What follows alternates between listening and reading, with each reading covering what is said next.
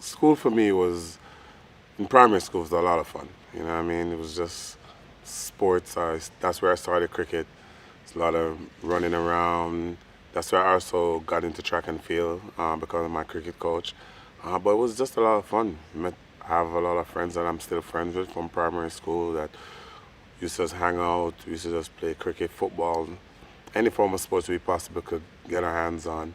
High school was a little bit different. That's where it, my stardom kind of started. When I was in fourth form, I won the World Juniors, and that's when I kind of blew up. The older I got, because I trained much harder, so it was hard. It was difficult because as soon as I started studying, and I wanted to sleep because I was so tired, but I understood what it took, and education is very important. So I knew that.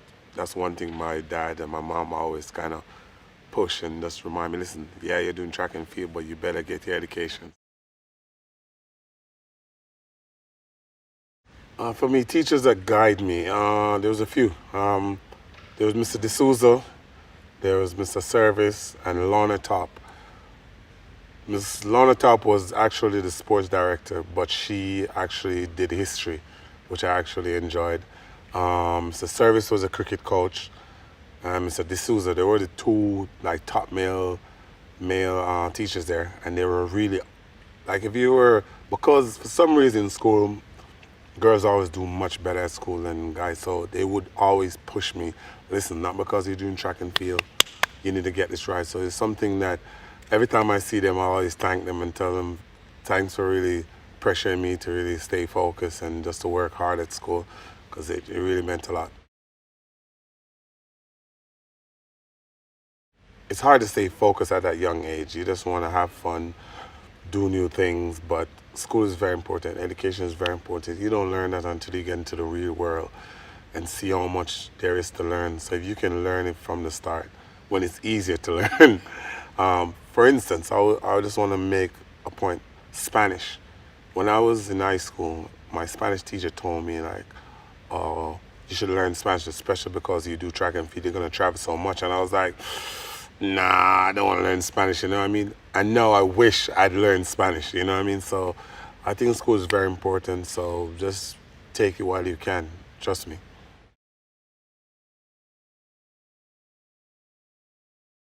Growing up in Jamaica was just a lot of fun for me.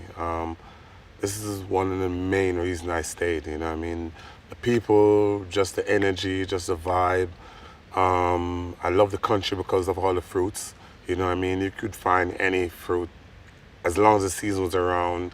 Mangoes, apples, guineps, star apples, anything. You know what I mean? And as a kid growing up, that was a favorite part for us. Just climbing trees, you know what I mean? Picking all these fruits, you know what I mean? Going over fences, which we shouldn't, to get mangoes and stuff like that. So for me, it was just wonderful growing up. I tell people I wouldn't change anything in my younger age. Everything was just perfect and fun. I could have lived anywhere. It's just, as I said, it's just the energy of the people and the vibe. And one of the main things also is the cold. I hate cold weather. I hate it. So that's one of the main reasons I stay in Jamaica. And I'm a kind of a mama's boy also. So I like to be near my mother so I can go see her anytime I want to. My mom is a massive part because I wouldn't say she was a stay-at-home mom, but she did like sewing and stuff. And I usually help her. So there's something that we actually bond over the years. My dad was always going out and working and stuff. So at times I wouldn't see my dad for weeks, but he would come in late, leave early, you know what I mean?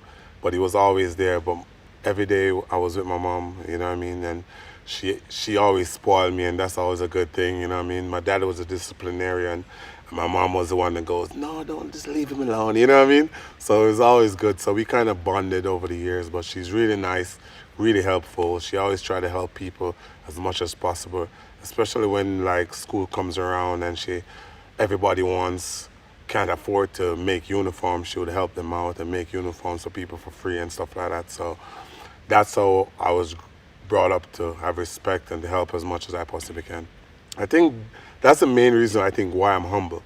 My family, just my dad and my mom, both of them are the same way. They really taught me to be humble and respectful and to really just love everybody and try to forgive, you know what I mean? Because I've seen people just curse my parents out, and in like 2 months, they're cool with them again. I always ask why, and they're like, listen, I don't have the energy to hate people, you know what I mean? People might be going through a bad time at times, so you should forgive and love, and that's how I was growing. That's how I am growing up, and that's why I'm so humble.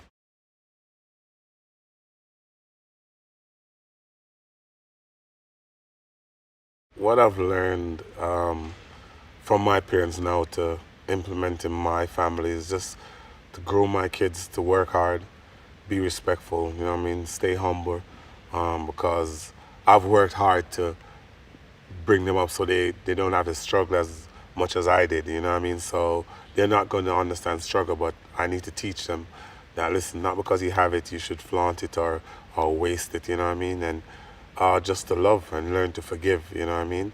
One thing I've learned is the world has changed and you have to adapt. I think my dad didn't adapt when I was growing up, but I've learned that from him and to understand that the older you get, times, travel, and kids are different, you know what I mean? And you just have to change with the time and understand that kids will be different. So I've learned a lot from my parents, and I will try to instill them into my kids and just push them and support them in whatever they do. One thing my parents used to do, and I used to wonder why, it was when I used to lie to them, and they would say, I know you're lying. And you're like, I can swear I told a good lie, you know what I mean? You came up with something perfect, but it's just the experience. They've been through it. They've told the same lie you're telling now, you know what I mean? So I've learned so much growing up now, and we understand now what our parents are saying, why they used to say, don't do that, don't do this.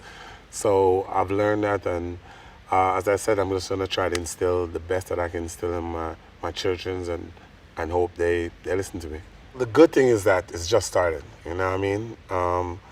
The difficulty level I know is going to go up the older they get, you know what I mean? So I've seen other people's kids, and I was like, oh, this is going to be tough, you know what I mean? So I know in time it will get tougher, but right now it's okay.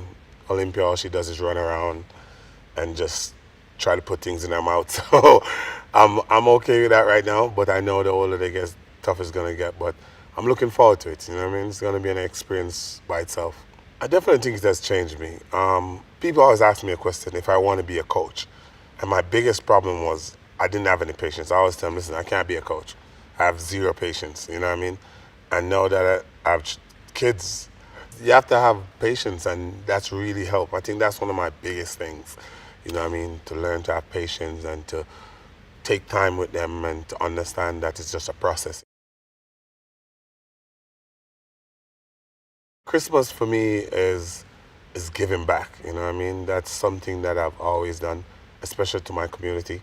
I go back every year and I try to give back toys and like food, and just to make everybody have a big Christmas, because I know everybody can't afford it. So I try to help my community as much as possible. And then after it's like family time, you know what I mean? All the family always come together at my house. We just cook a lot of food. It's always so wonderful, you know what I mean? It's all about family that time. So for me, Christmas is big. Now I have kids. I have to do one year with my girlfriend's family, then one year with my family. So now it's like back and forth, you know what I mean? But I guess the older they get, then we can bring everybody together, you know what I mean? But now it's like back and forth. But for me, I enjoy it, you know what I mean? It's fun just to be around family and loved ones, and I really enjoy it. My girlfriend, she's really good at giving presents. I'm a massive fan of dominoes, you know what I mean? And she has gotten gold dominoes made with my signature inscribed in them, which was pretty cool. That I've never played with, but I have them still, which I really love. I think that was one of my best ones. In my chill time, I do games still, but I play a lot of dominoes. You know what I mean? My close friends are not good at like Jamaican dominoes, so we play French dominoes. And for me, it's very intense, but that's fun. And I'm a binge watcher, so I like to find good series and watch. I like to watch anime, so that's something that, like now, I go home, I'll go watch some anime or find a nice series and just chill. True story. When I was younger, my mom actually took me to the doctor because I wouldn't stand still. The doctor was like, "There's something wrong with this kid. You need to check him out." And he was like, "No, he's just energetic. He'll be fine. You know what I mean? Just let him run around and burn himself out." So for me now that I've grown up, I'm the chill. I'm the type of person that just chills out. You know what I mean? I don't do much. You know what I mean? And I'm seeing it in my daughter now. She's like just constantly on the move, and I'm like, she's gonna be like me. You know what I mean? So I know it's gonna be tough. But for me now, I'm at home. I just chill, watch TV, watch sports, play some dominoes with my friends. I'm just anything that doesn't have to do with a lot of movement. That's me on my downtime.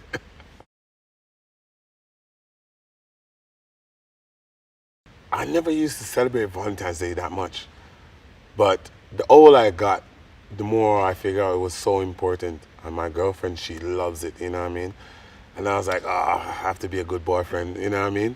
So I try to go big because I know it's going to make her day very special. So as big as possible, you know what I mean? One year I got a whole of my backyard just with roses, and I got a private chef and everything. It was nice light. It was brilliant. I tipped my hat to myself that day. I was like, I did well.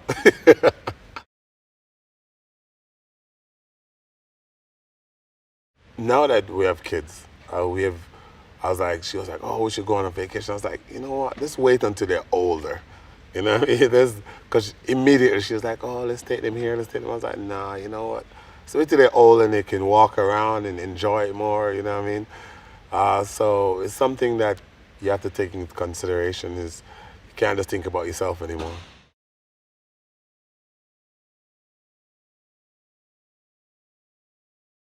For me, my career, my track career was great.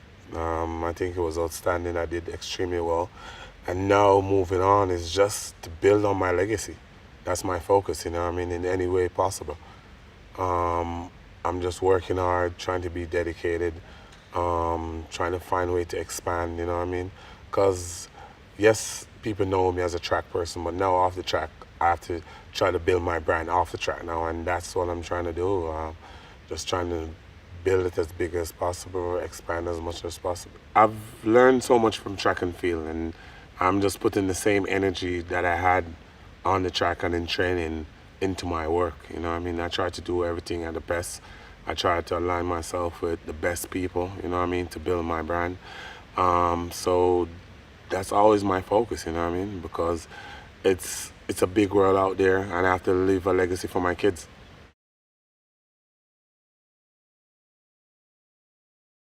For me, it's just to learn and listen. You know what I mean? I think I've seen a lot of people fail because they come into something feeling like, oh, I know what I want. Yes, you know what you want, but you don't know how to get it. You know what I mean? So I think a lot of people, they don't listen, and I feel like that's the key thing. Listen, watch, and learn. You know what I mean? Because no matter how much you feel like you know, there's so much you can learn. Like I'm into music now. I love music. I do a lot of music, but I have so much to learn. You know what I mean? And I take my time. We listen to people. We ask permission. Especially people who you've seen succeed in the business already. There's a reason why they're on top. You know what I mean? So just listen, work hard, and be dedicated.